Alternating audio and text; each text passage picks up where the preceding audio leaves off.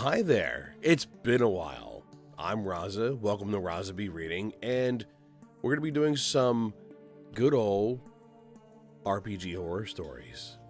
I know I haven't really made anything in a while. I've been feeling pretty shitty. In case you can't tell, my voice is still a little fucked up. But, c'est la vie. I'm feeling better enough to do this again, and I've actually missed it. I've been wanting to do this for a while. It also doesn't help that I've seen some stories that I kind of wanted to share and talk about, because some of them are pretty fucking wild. Let's ease into it though. You know, as someone who's easing himself back into being a GM again and doing D&D stuff once more, mainly Pathfinder 2e, which, by the way, loving the system. I really wish I tried it way sooner. If only I didn't get influenced by certain people. Then again, it is what it is. You learn as you go, I guess.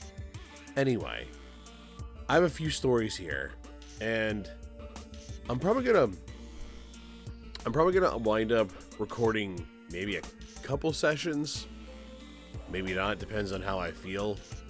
I have been extremely tired. Like I said, I haven't been feeling good. Sadly, I've been sick for quite some time. Not sick enough to not, work. I have to do that, but I have my voice back, which I haven't really been able to utilize for quite some time, which is very hard when you're trying to voice act, and you get a part, and I push through to do a part, and I'm, excited for it, but I'm,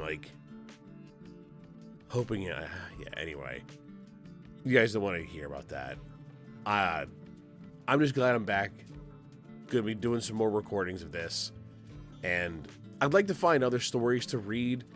I know I've done quite a bit of D&D horror stories. Honestly, I love D&D RPGs in general. I'm hoping to play more. I'm hoping to get into more. I'm hoping to get not just Pathfinder, but there's other RPGs that I also want to get into. Not that that's really topic related, but this is just something I really like. And I know there's probably a lot of people who do these sort of things. They probably do it better than I do, but you know what? I want to share my perspective. All right, with that being said, let's get into some good old RPG and D&D horror stories.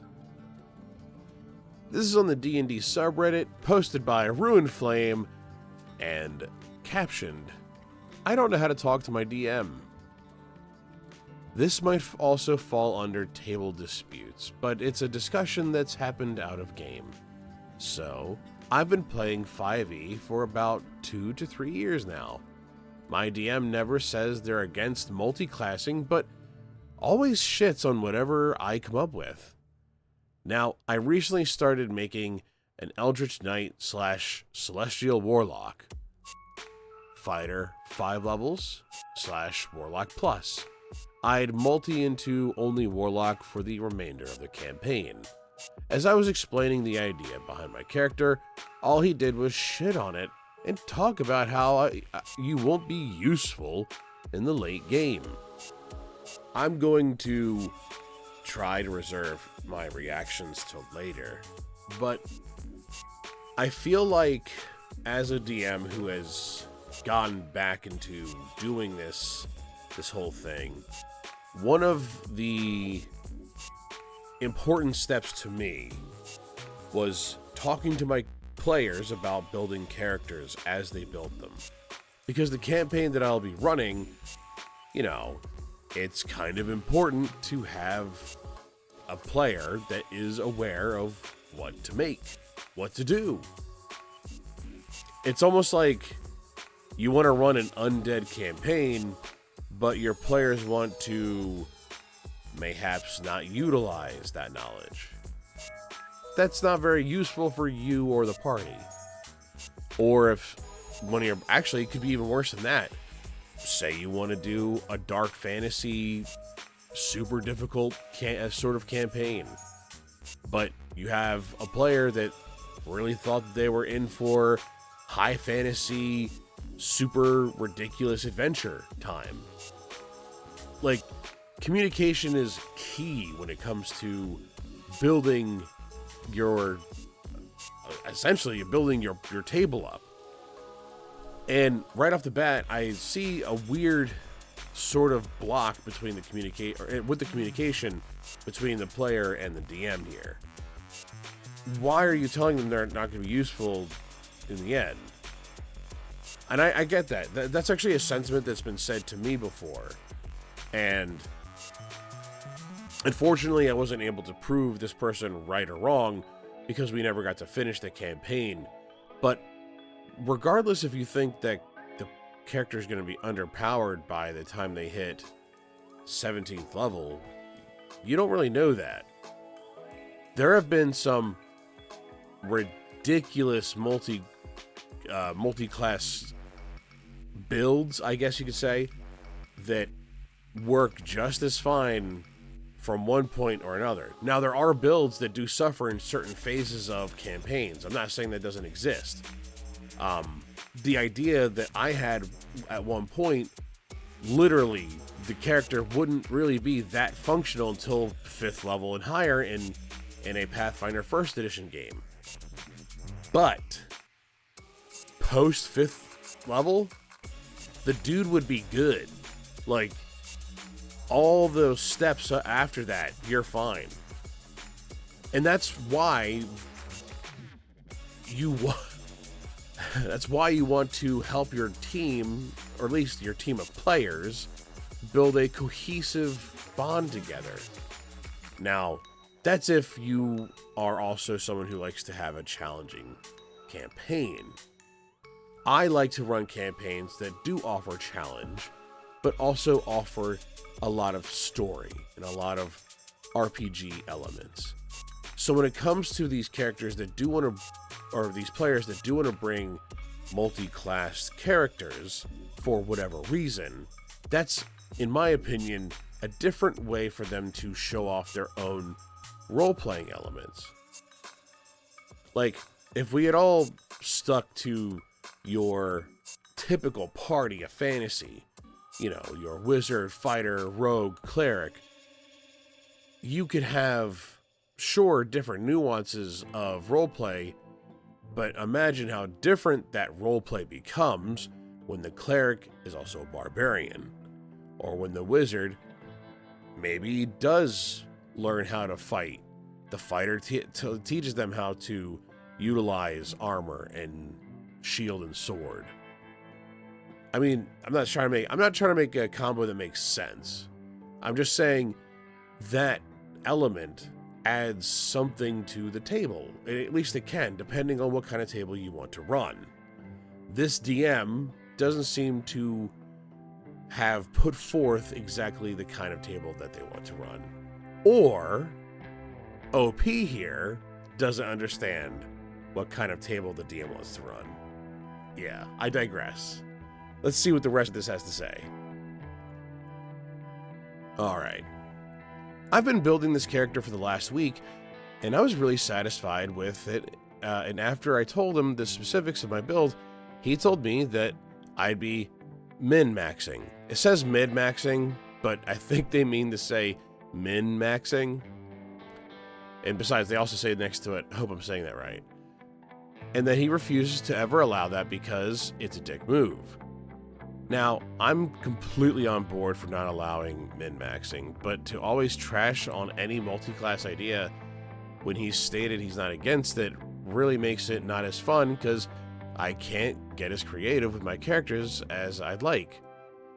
And for some added context, yes, I've tried other multi-classes without min-maxing before, and he demeaned those ideas too. I want to start messing with multi-classing, but he's the only DM where I live. A couple of our friends have talked about DMing, but it doesn't seem to be going anywhere. Also, I'm not interested in online D&D, so I'm at a loss. What do I do? And I've tried to discuss this before privately, and he always gives me the same answer. Nothing wrong with it, just pointless because you'll be useless at late game. So what do I do? Okay, couple things. This person seems to like making characters. If I had to guess, this came out 2 weeks ago, by the way. I wonder if this person was heavily influenced by a lot of TikToks or YouTube shorts where certain creators talked about multi-classing characters to have like the greatest effect and have all this damage and blah blah blah, and that stuff's cool. Don't get me wrong, I love that. In fact, anytime that content comes up, I'm surprised people were able to find these combos and utilize them to such an efficient degree, which also kind of lends to the whole thing I said earlier. Those characters can be useful. I mean, if they're useful at level 5 to do like 8d6 plus 20 or whatever, you know what I'm talking about. Some of those content creators out there that showed you all sorts of weird combos you could do with classes and abilities. But I wonder if the OP here is being 100% honest with us, because if they are making characters that min-max, are they doing it because they want to try this sort of build like authentically? Like, do they actually want to really show their perspective or their way of playing this character? Or are they just trying to find a big combo that does a lot of damage to this specific scenario? It does seem like this person does want to try to play this stuff, but keeps getting their ideas shot down. Which, again, the DM seems to just be completely, I guess, dead set on multi-class killing you in the late game. You know what's funny? One of my friends who DMs a lot, he used to say this all the time as well. I don't know if he still does. He might. But I know that this was something that was probably said or done a lot in previous editions of D&D, where multi-classing wasn't that great. Mainly because capstone abilities probably got you some really good bonuses, or slowing you down on your main class really hurt your party roll. But in modern D&D, with 5th edition and Pathfinder also having multi-classing as well, I don't know if multi-classing really sets you back that much. I feel like this DM is like dead set on this whole concept that multi-class characters just don't help you in the late. How do you know?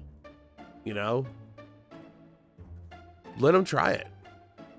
I get wanting to help your players. Like I said earlier, you as a DM should want to build your team, but I feel like certain DMs just want to throw things at their party and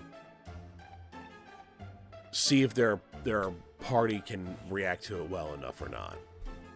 But anyway, this is just a small post that I wanted to bring up and talk about, because we really need to talk about like how tables communicate with each other.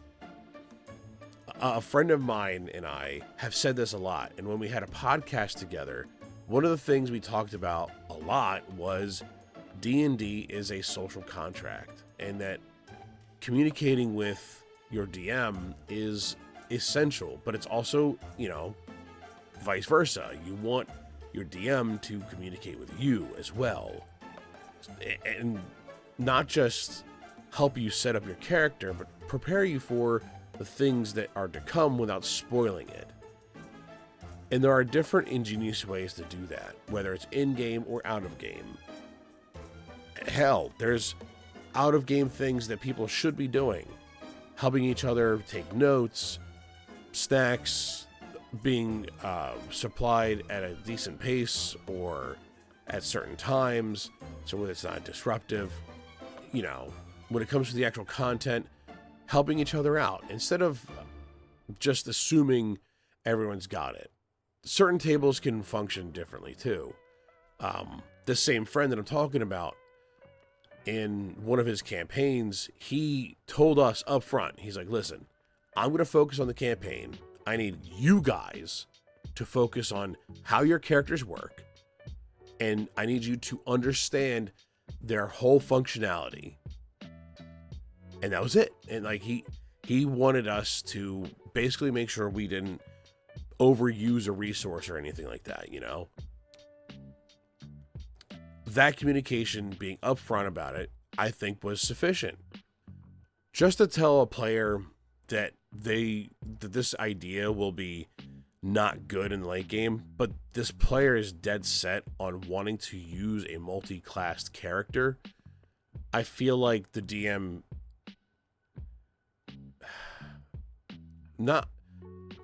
if I say bend, show leeway, I think people would think that they just, give the player what they want. No, give yourselves, both of you, what you want. You want to play the fucking game, find a way to play the fucking game, On both sides, there's some miscommunication here. And also the mentioning of min-maxing. I'll be honest, I don't give a fuck about min-maxing. I haven't come across a player that's utilized it properly. Then again, I've only played with a few different people, and I don't do online, which I totally see that. That's fine. Honestly, eventually though, I do kind of want to do online, see if there's like content I can make out of it, but that's down the road. Anyway, let's get to the next story. I've already taken enough time with this one. This next one's real short, and it's another one that I wanted to talk about because, honestly, the caption caught me. Because I know this happens all too much. This is posted by Cursey CK. It is captioned, "I'm starting to hate DMing." Listen, we've all had those moments. I know I have. To the story. I've prepared a one-shot for 4 players that will be ran on Monday. So far, I have had 1 dropout. 2 haven't made their characters on D&D Beyond. 2 haven't joined the Discord. And not a single one has taken the slightest peek at the Grim Hollow PHB. Setting is in Etheris, I think. If they don't even have enough desire to make a character, why am I putting all this effort into making this adventure? Am I just burnt out? I think if you have to ask if you're burnt out, you're already burnt out. Not because of DMing, but because setting it up has been hell. And I understand that one all too well. I wanted to run a campaign that was a pre-written from Paizo called Carrion Crown. And I had ideas that I wanted so badly to work, yet things kept falling through. We eventually did start playing, but it didn't come out to the degree that I wanted. And eventually, I'm actually hoping to redo that whole campaign. And if I get the kind of people that I want on that campaign, I know it'll be fantastic. But that's not important. This kind of shit makes you want to not play just because people are so difficult. I completely see where Cursey's coming from here. You have a one-shot. A one-shot, that's all it is. You just want these people to, get into this thing. You have stuff set up for it. And they don't even show the slightest interest in, wanting to get ready. That just takes it all out of you. That just sucks the air right out of your whole lungs. What was it I heard from improv group? It sucks the air out of the room. Yeah, it's kind of like that. You just kind of made the whole atmosphere suck. Now, one of the comments on this is fantastic, and this person seems to already have the I guess, the ability to do the suggestion, and that is find a group of forever DMs and invite them to game. And that's a fantastic idea. You want people who are excited to play a character, find forever DMs and be like, yo, you want to do a one-shot with us? Especially a one-shot? Yo, that would be awesome. I think one-shots are fantastic, and I wish I did more of them. I should run some. The same guy I was talking about earlier who I ran a podcast with, he did a, oh my God, what was it? A Candyland one-shot that was really good. Unfortunately, I got way too drunk way too fast, and the idea that the character I wanted to play, I only got to play for like a hot minute. It was it was a dwarf that specialized in bull rushing shit, and he could basically launch himself at stuff, I think 2 size categories larger than him, and not suffer a penalty. So he would just like shoulder check his way into everything. It's like a meaty pinball kind of idea. If you are in a group and nobody wants to show any sort of interest, you know what? Fuck them. Find other people. Say, hey, none of you guys seemed interested or took any initiative to make a character or to look up the setting. You know what? Peace out. By the way, I just learned a family member of mine sent me a little TikTok thingy. Apparently, middle fingers represent ether, because I guess your finger is supposed to represent elements. This is like some weird